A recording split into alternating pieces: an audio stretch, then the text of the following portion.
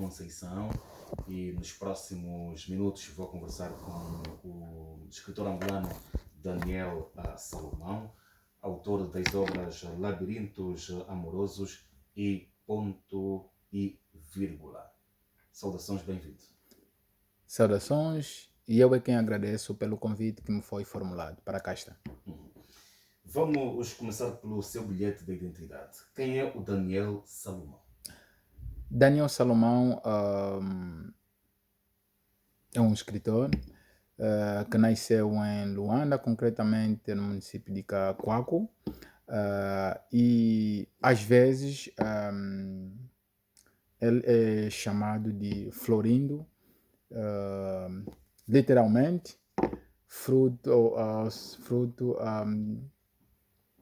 do nome que ganhou por intermédio da sua avó, que Deus o tenha. Em suma, por enquanto é isso que posso dizer, né? Como é que começou a dar os primeiros passos no que a literatura diz respeito? Bem, falando sobre isto, eu comecei exatamente no teatro. Fazia teatro na igreja, mas vi que era muita tarefa por se fazer lá, por causa dos papéis às vezes que me davam. E quando ingressei para a faculdade, neste caso no ICED, eu tive cadeiras de literatura e os meus professores imperavam mesmo muito no que concerne à escrita. Logo, em menos de 2 semanas, nós tínhamos que escrever 3 textos em prosa. Praticamente 3 textos em prosa, em mais de 3 páginas, e lermos livros de 200 páginas às vezes, e resumir em uma semana. Então tudo isso foi me inspirando a ler mais, a ganhar interesse, e por intermédio dos livros também de outros escritores que nós líamos na altura, eu ganhei este hábito pela leitura e interessei-me em ser artista, e como forma também de desabafar, de poder falar sobre aquilo que eu via à minha volta, sobre a vida de outras pessoas, achei que a melhor forma de se fazer isso era escrever, e comecei logo a escrever. Comecei pela prosa, mas o meu boom começou pela declamação, poesia. Muito bem. E quando começou, encontrou muitas dificuldades? Claramente. Comecei com, ou seja, quando comecei encarei muitas dificuldades, inclusive fui pedindo palcos. Alguns aceitavam, alguns não aceitavam porque não me conheciam como tal, mas graças a Deus digo que o que eu faço foi um dom de Deus. E quando menos esperava, deparei-me com pessoas que deram-me oportunidade. Lembro-me que a primeira oportunidade que eu tive foi mesmo no ICED, onde eu estudava, no Instituto Superior de Educação, no ICED, onde eu estudava, para declamar numa atividade que eu diria que não era da minha dimensão, e como estava a começar, em menos de uma semana, quando me firmei, que é isso que eu queria fazer, deram-me esta oportunidade por um amigo que também era meu colega de sala. Declamei lá, e quando saí fiz um post no Facebook sobre aquela declamação, as fotografias, e recebi o meu primeiro convite fora da instituição, na igreja pentecostal no Rocha. Declamei aí, conheci um amigo que até hoje sou grato, Zola Ramos, simplesmente o poeta. Este, por sua vez, levou-me a um centro cultural intitulado Ponto, e tudo começou aí. E doravante fui insistindo naquilo que eu estava a fazer, porque de fato Deus colocou pessoas no meu caminho que acreditaram no meu talento, onde eu esperava receber mais crença sobre aquilo que eu estava a começar a fazer, não recebia, e de fora deram este mérito. Mas o que importa é o que eu consegui hoje, fruto da persistência, de crença, de que eu poderia, se eu me automotivasse e ouvisse um pouco também daquilo que as pessoas que me ouviam diziam sobre aquilo que eu estava fazendo. De onde é que vem tanta inspiração? A minha inspiração vem em tudo. a natureza me inspira, as pessoas à minha volta me inspiram. Sempre que eu ando, deparo-me com um acontecimento. E esses acontecimentos às vezes são lacônicos, ou são melancólicos. E às vezes há pessoas que não estão a passar por aquilo. E essas pessoas que não estão a passar por aquilo precisam saber que existem pessoas que estão a passar por situações caóticas. E de que forma é que saberão? Então, a melhor solução para mim foi transportar aqueles acontecimentos na escrita. Porque eu comecei a dar conta que havia muita gente que queria me ler. E na igreja em si também houve acontecimento que até um certo ponto inspiraram-me e fui escrevendo aqui. Então minha inspiração vem no seu todo. O cosmos em si me inspiram.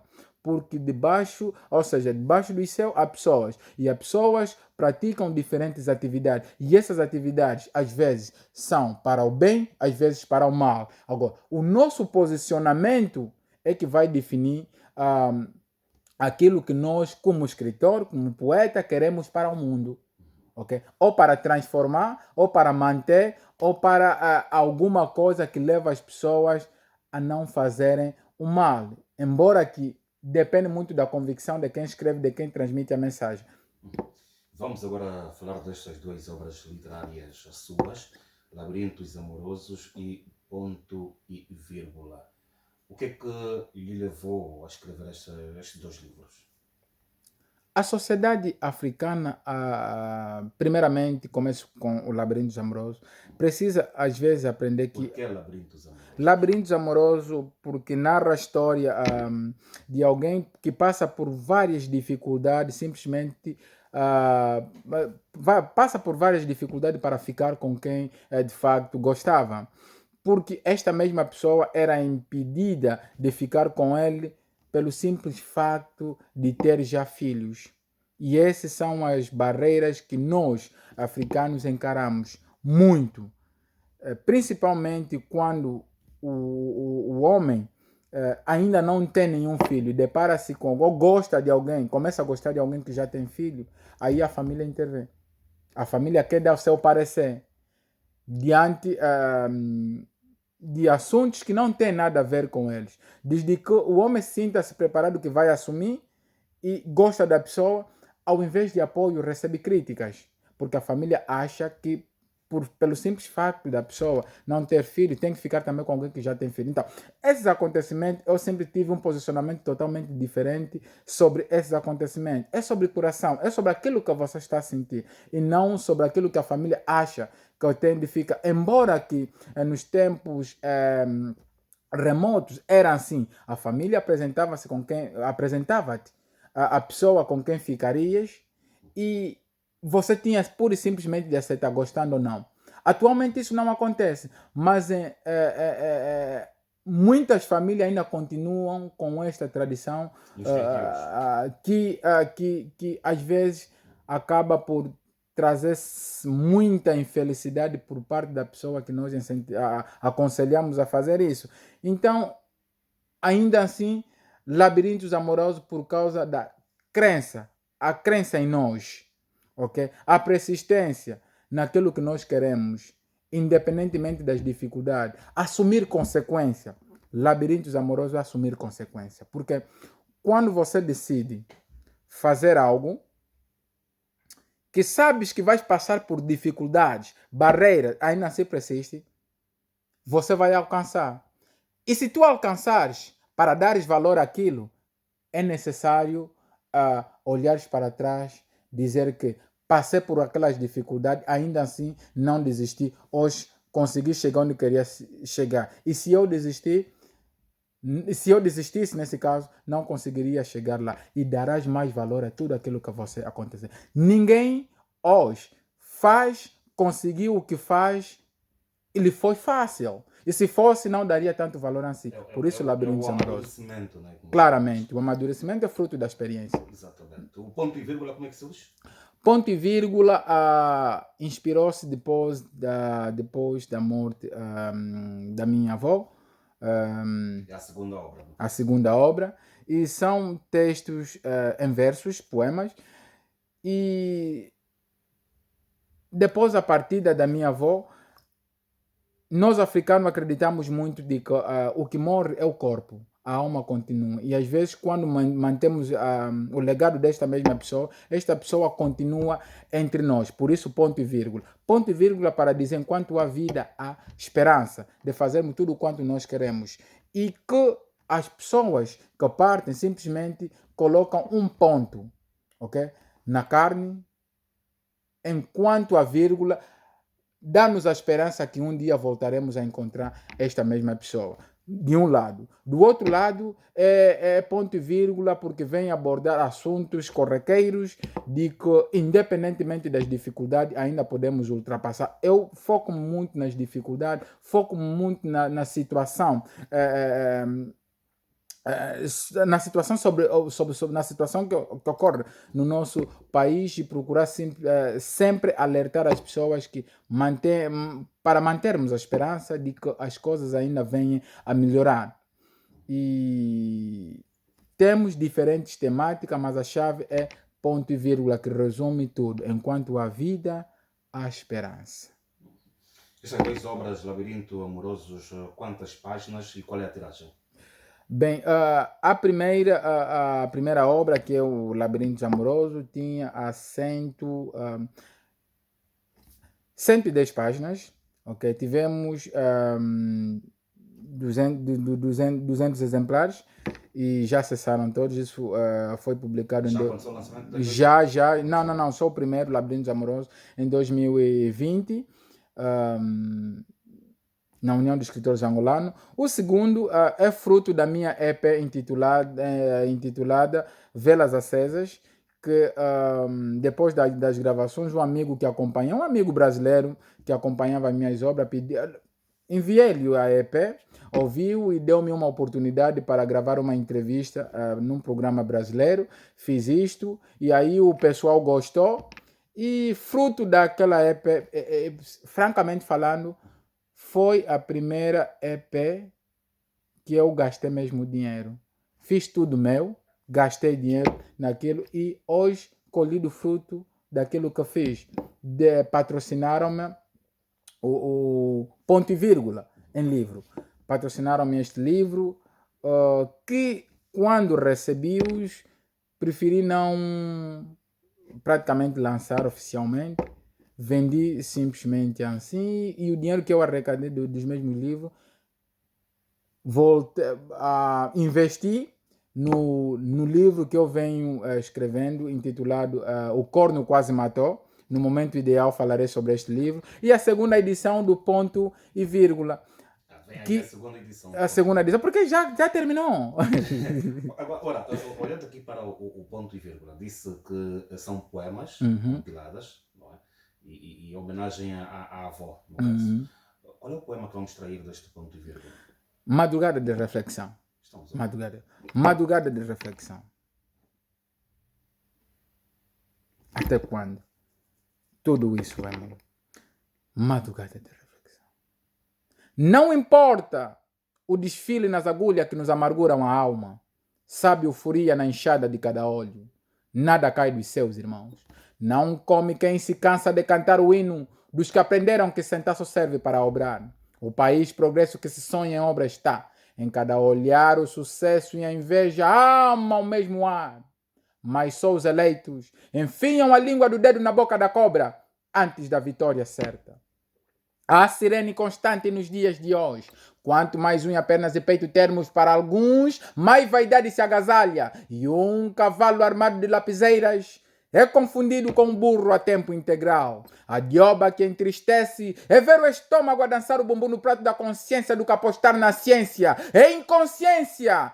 Quanto mais kwanza se ter, mais bênção se vê multiplicar no púlpito de cada pensão. É pressão na panela de quem investe. Sente, não se progrede de mente lixo. Uma nação que se quer ver a progredir. A educação e a saúde se quer ver a evoluir. Somos parte desta evolução.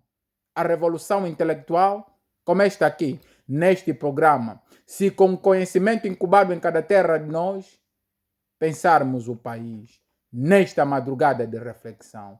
Não importa o desfile nas agulhas que nos amarguram a alma. Sabe euforia na enxada de cada olho. Nada cai dos céus. Nada cai dos céus. Ponto e vírgula. Madrugada de reflexão. Ponto Obrigado. e vírgula. Olha, muito bem. Daniel Salomão, está a emergir em Angola uma geração de escritores, jovens estão aí a chegar. Como é que análise é que você faz desta nova geração que está a escrever atualmente em Angola? Estão no bom caminho? Há esta simbiose, essa interação entre os mais jovens e os mais velhos? Há passagem de testemunho? Como é que você olha para este quadro? Primeiramente, permita-me dizer que a juventude está num belíssimo caminho. E quando se enverda para este lado da escrita, é salutável para nós. Porque, tal como digo no meu poema, não se progrede de mente lixo uma nação que se quer ver a progredir. Fruto disso é que as pessoas querem abdicar-se da preguiça mental, do lixo, e passarem a pôr os seus ideais em alguma coisa com o intuito de despertar outras pessoas. Nós estamos num belíssimo caminho.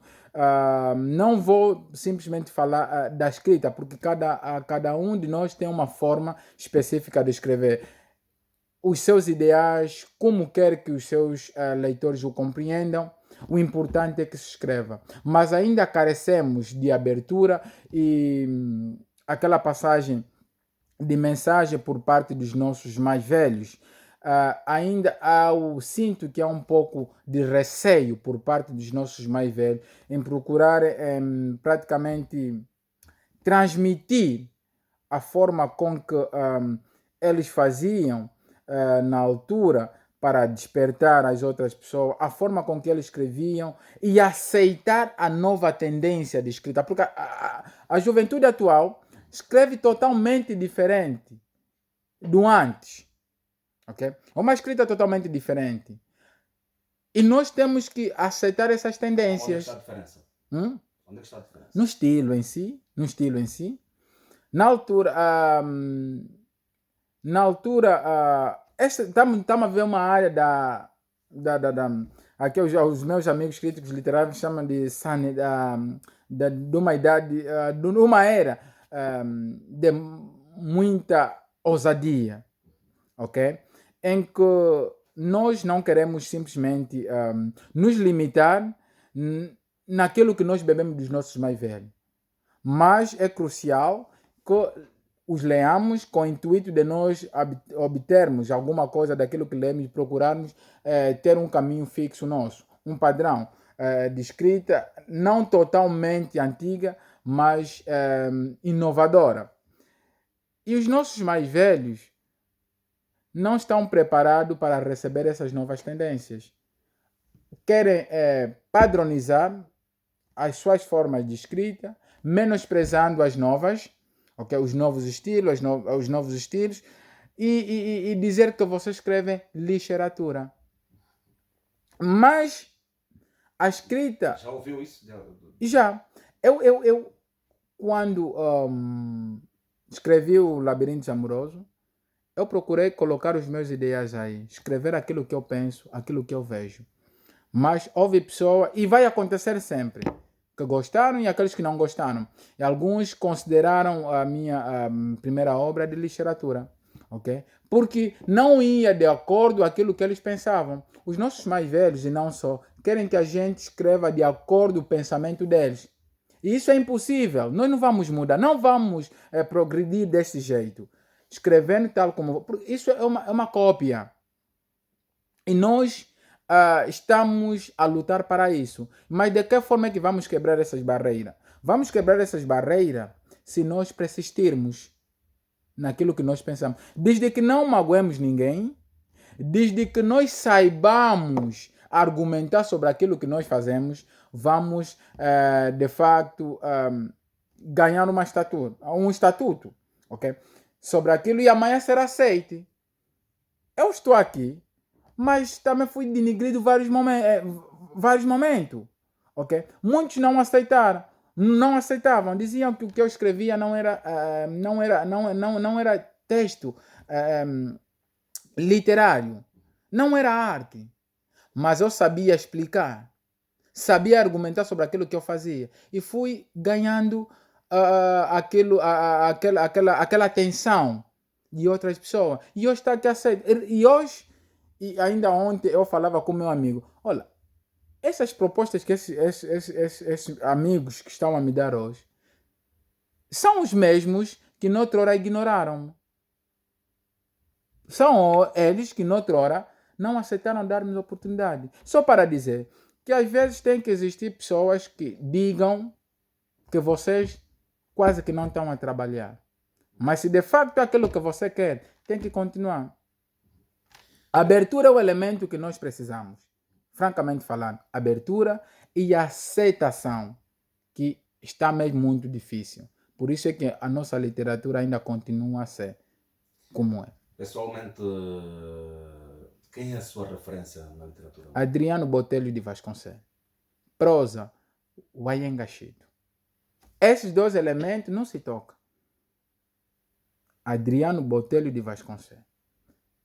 Agora, nessa nova escola de escritores, poetas, tenho a referência, tenho como referência Zola Ramos, simplesmente o poeta.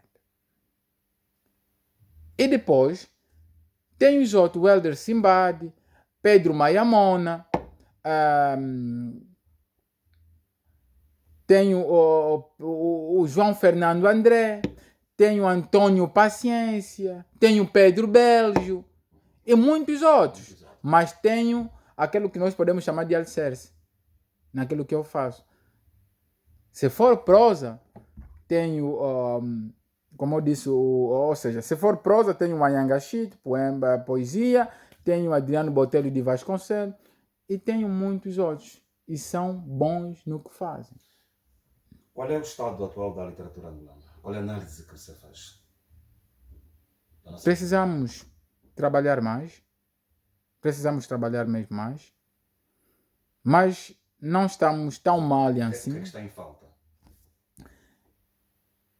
Abertura. Abertura e um trabalho sério por parte de nós como escritor, como poeta. Nós sempre digo, se queremos abertura, devemos mostrar trabalho com seriedade, escrever com seriedade, ok? Porque também temos muitos aventureiros. Dormiu, acordou com um verso, quando te vejo, o coração não se faz o quê? Considera-se é poeta. Pensa que está a escrever também. Escreveu uns 4 parágrafos, uns 7 parágrafos. Confunde-se com escritor. É escritor. E depois não sabe sobre aquilo que escreve. Simplesmente queremos títulos. Queremos receber esse título de escritor. Queremos que a pessoa nos chame, queremos que os outros nos chamem de poeta. Mas como poeta, o que é que você faz? Como escritor, o que é que você faz?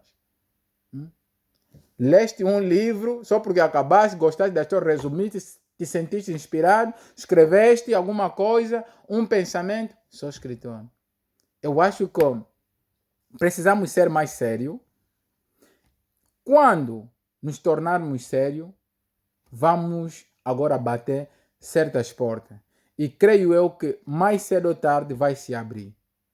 Mas não podemos deixar de assumir que estamos num bom caminho. Pessoas que se consideram e que têm de trabalhar muito vão existir sempre. E aqueles também que trabalham arduamente estão ali. E eu também sou um deles que vou trabalhando todos os dias para procurar me superar e aprendendo com outras pessoas. Já se pode viver da literatura angolana? Nunca. Digo nunca porque isto é um trabalho árduo por se fazer. E a nível mundial, não há escritor que viva de literatura. A venda de livros em Angola não dá dinheiro ao escritor? Não. Olha, uma boa parte das pessoas que leem não têm condições financeiras para adquirir livro. E você vai relacionar com o estado social. Como é que nós estamos? Mal. Há pessoas que vivem de 3 mil kwanza. 10 mil kwanza é muito. Há quem trabalha, ganha 15 mil kwanza. Você vai vender livro pelo menos a 7 mil kwanza. Quem vai comprar o teu livro? Os que leem quase que não têm dinheiro. E há elitismo. Elitismo. Há elites. Eu, se vender o meu livro a 7 mil, 8 mil kwanza, acredito que há pessoas que vão comprar. Mas quem são essas pessoas? São meus amigos. Vão sacrificar-se, vão juntar dinheiro para comprar esse livro. Mas as pessoas que eu quero despertar não têm essas condições. Automaticamente, eu tenho de vender meu livro a um preço que eu ainda acho que eles vão conseguir e ainda vai sobrar um troco para pôr o pão em casa. O meu livro, O Labirinto Amoroso, veio do Brasil. Eu poderia vender a 5 mil, é poema. Poderia vender a 5 mil, 6 mil. Lá no Brasil tudo foi lá. E quando trouxeram, gastei também dinheiro. Mas eu digo, eu prefiro perder financeiramente, mas ver pessoa a me ler. Porque acredito, com os meus ideais, aprenderá alguma coisa que amanhã poderá mudar o seu rumo, poderá mudar a sua forma de ver a vida e poderá de tal maneira incentivá-lo ou incentivá-la a procurar forma também de ser como eu, ou a conseguir alguma coisa que ajuda no seu sustento. O que é que o Salomão pensa, acha e que análise faz da internacionalização da literatura angolana? Todos nós queremos isso. E ainda não estamos não há trabalho a ser feito por entidades que poderiam nos ajudar nesse sentido. O Ministério da Cultura poderia também pôr mão nisto. E sabemos, como eu falei de elite, existe. E as pessoas que são conhecidas internacionalmente são poucas. Se nós falarmos de Agostinho Neto, vais me levar a outros assuntos. Por quê? Vais me levar a outros assuntos. Vai querer me levar. Aí há um sistema ali. Por isso é que está aí. Se até hoje nós falamos de Agostinho Neto. Não é reconhecimento das escritas de Agostinho Neto? Reconhecimento há. Mas esse reconhecimento tem outras coisas por detrás disso. Porque ele não é único. Hoje, quando você fala de literatura em Angola, falas mais de quem? Em termos de literatura. Falas mais de Agostinho Neto, foi o único que escreveu. Vai falar do escreveu Mayom. Vai falar do Rui Monteiro. E muitos outros. Rui Monteiro. Os nomes mais sonantes estão intrinsecamente ligados a quê? Essa é uma questão que se faz. Mas, para pessoas que gostam de ler, notarão que, não, fora deles, há pessoas que escreveram, mas não tiveram esse posicionamento e os seus livros não se publicam, não se fala, não se faz essa propaganda que se faz aos outros escritores. Por quê? Nós sabemos a situação do nosso país. Por isso é que eu estou a dizer que precisamos de abertura, muita abertura. Porque escrever, estamos a escrever. Precisamos saber de... Olha... Desculpa a publicidade. Savimbi escreveu. Escreveu até poesia, é poeta. Veja o estatuto dos dois. Quando se falasse de um, do outro lado poderia se falar do outro. Porque se falarmos de libertação, fora da guerra civil, lutaram, escreveram para isso. Mas hoje, quem faz a publicidade, afinal, dos escritores de Angola? Por isso é que eu disse, não vamos falar sobre isso porque vamos em outra área, ok? Mas, em suma, precisamos fazer o quê?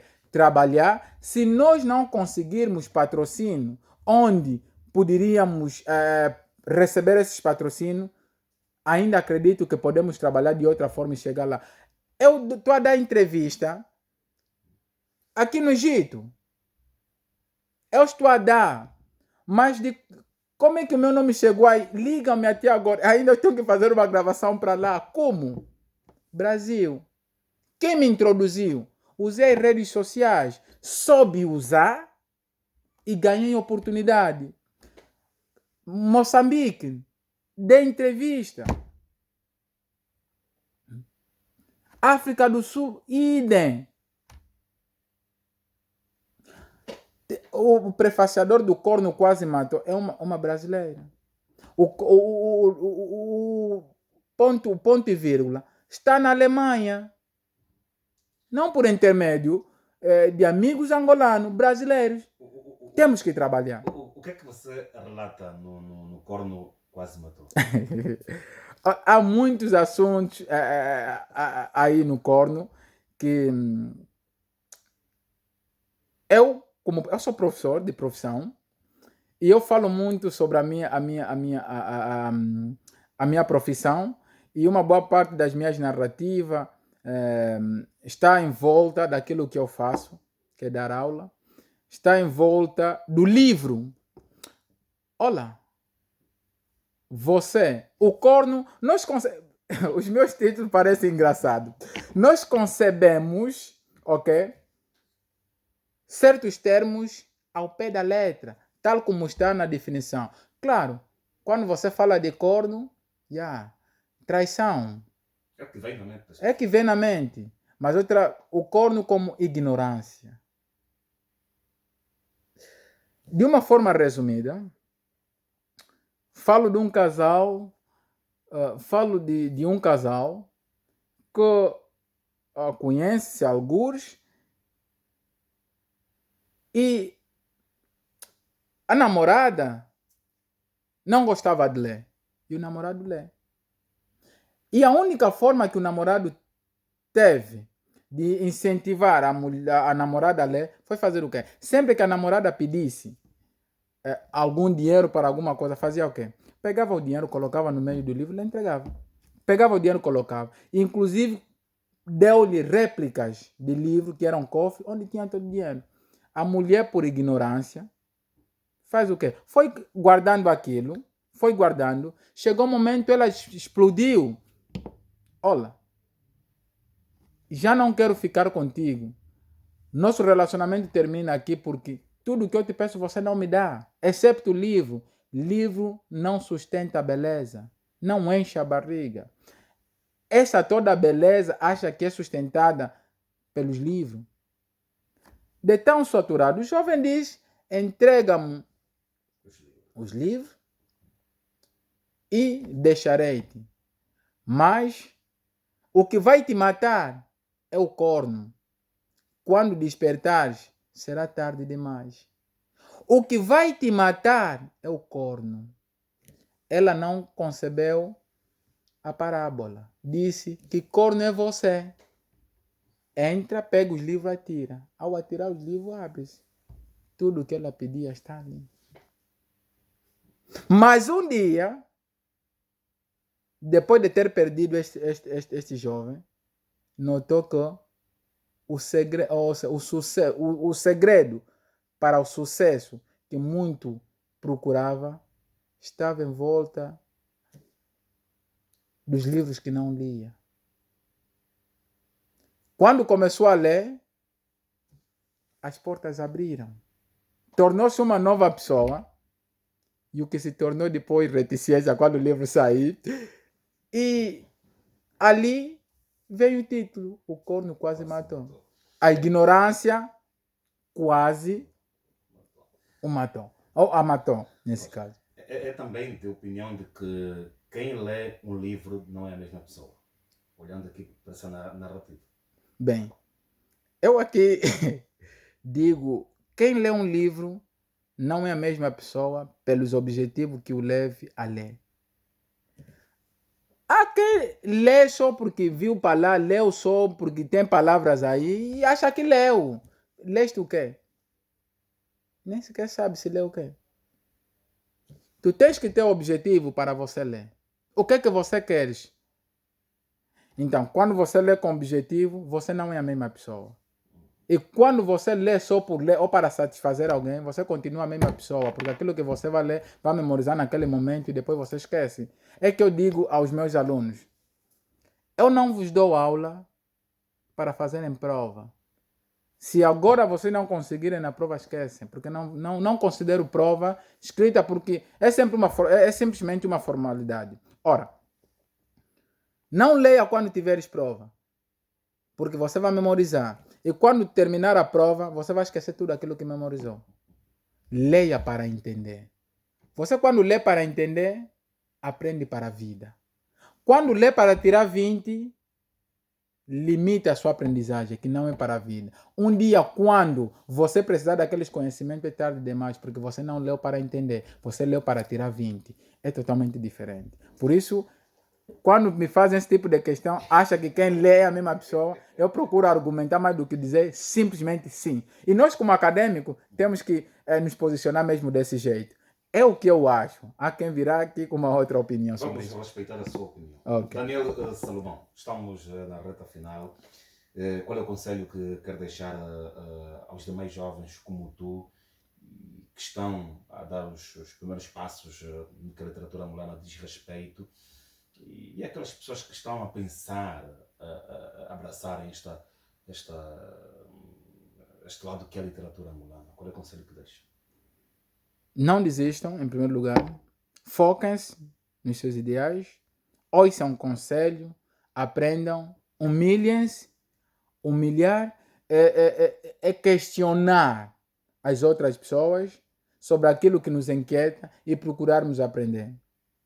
Analisar antes de aceitar os conselhos que vamos receber. Não importa as dificuldades, porque eu digo no meu poema, não come quem se cansa de cantar o hino dos que aprenderam, que sentar só serve para obrar. Não sente, vá atrás dos teus objetivos, dos teus sonhos, não desista, continue, não importa o quão digam que não és capaz. Você é do tamanho daquilo que você sonha, daquilo que você acha capaz de fazer. Já me esquecendo, quais são os projetos que tem para 2023? A 23 é publicar a segunda edição do Ponto e Vírgula e o Corno Quase Matou. Depois disto, fazer a segunda edição do Labirintos Amorosos, até porque eu mesmo nem sequer tenho um exemplar do próprio livro. Então,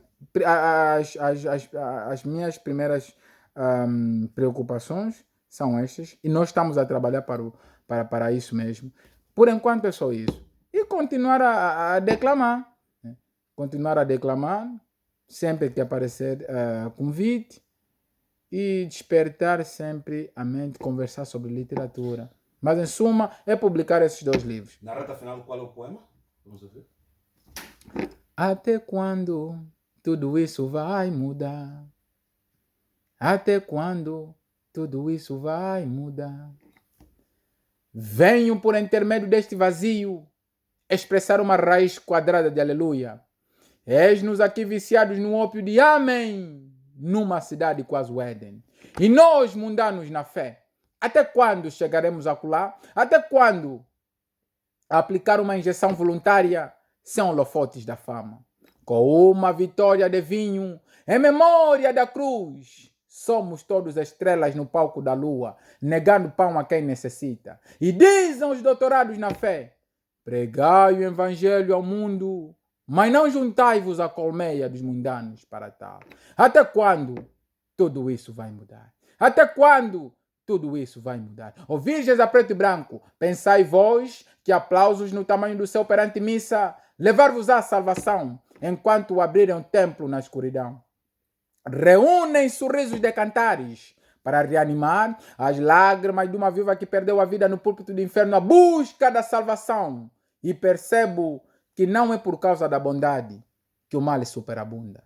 Entre corações do mesmo corpo, a solidariedade ainda é uma tarefa por se conquistar, porque até nos templos os lobos querem aos, pensando que certos cargos assinam passaporte eclesiástico para a salvação. Até quando tudo isso vai mudar? Até quando tudo isso vai mudar? Até quando tudo isso vai mudar? E em cada lágrima de Deus, a complexidade dos meus pecados. E em cada lágrima de Deus, a complexidade dos meus pecados. Amigo ouvinte internauta, foi meu convidado Daniel Salomão, literatura anglo